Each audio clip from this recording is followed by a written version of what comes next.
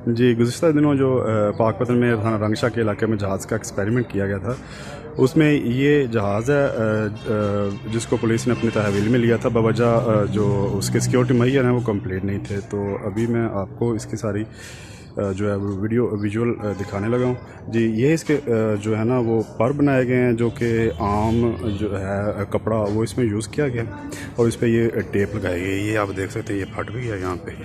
उसके बाद इस पे जो इसकी परों के को कंट्रोल करने की वायर लगाई गई हैं, इसमें वो ये क्लच वायर यूज़ की गई हैं जो इसको कंट्रोल करती हैं।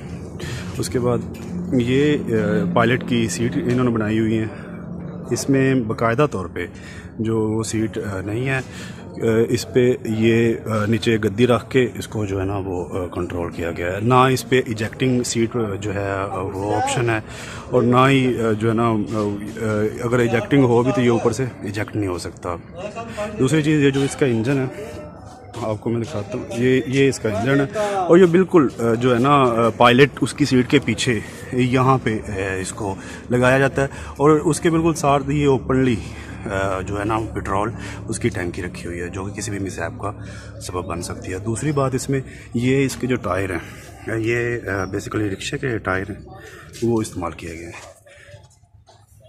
उसके बाद ये इसका जो है ड्राइविंग सीट का जो है वो हिस्सा है, इसमें ये ब्रेक लगाई हुई है इसने यहाँ पे और ये इस जगह पे ये जो है ना वो व्हील जो होता है कवर करने व्हील घुमाने के लिए जो स्टीयरिंग है वो लगाया गया।